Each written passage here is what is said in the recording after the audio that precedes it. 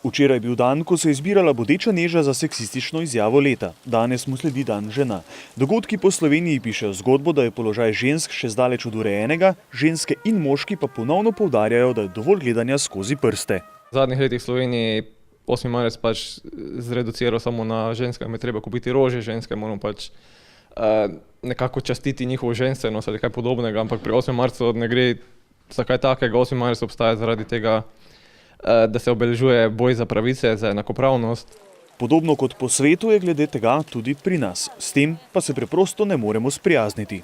V Sloveniji to morda še ni toliko očitno, kajti v Sloveniji smo po podatkih, ki jih lahko zasledimo v raznih raziskavah, najvišje na stopnji enakosti med moškimi in ženskami, torej razlika je najmanjša, ampak tudi v Sloveniji se počasi stanje slabša.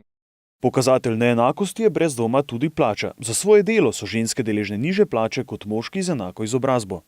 Torej, ne gre se za boj med spoloma, ampak za skupni boj, da dosežemo neko enakopravnost v družbi, da spremenimo neke trende, ki so dejansko negativni, ne samo do žensk, ampak vseh tistih, ki so zaterani. Naprimer, ženske in tudi moški opredelujejo, da so ženske nekaj posebnega, zato je to njihov boj, ampak jaz mislim, da je to daleč od tega, da če hočemo neke spremembe, res moramo vsi skupaj stopati in nekaj narediti.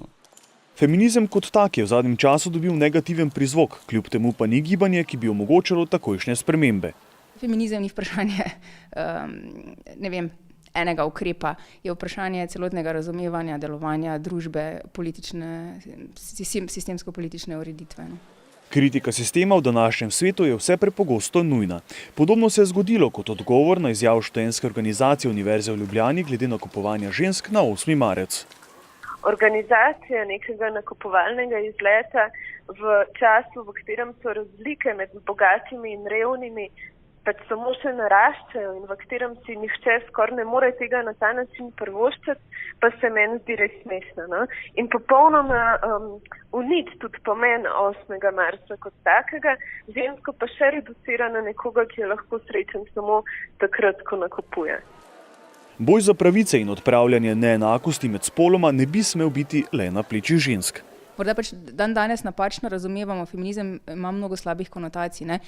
Zelo težko si pa predstavljam nekoga, ki bi zase, se mi zdi vprašljivo, da nekdo zase trdi, da ni feminist oziroma feministka, ker potem se sprašujem, torej kaj si potem za to, da so ženske na političnem, ekonomskem in socialnem področju neenakopravne, torej pomeni, da bi se rad vrnil nazaj v čas feudalizma,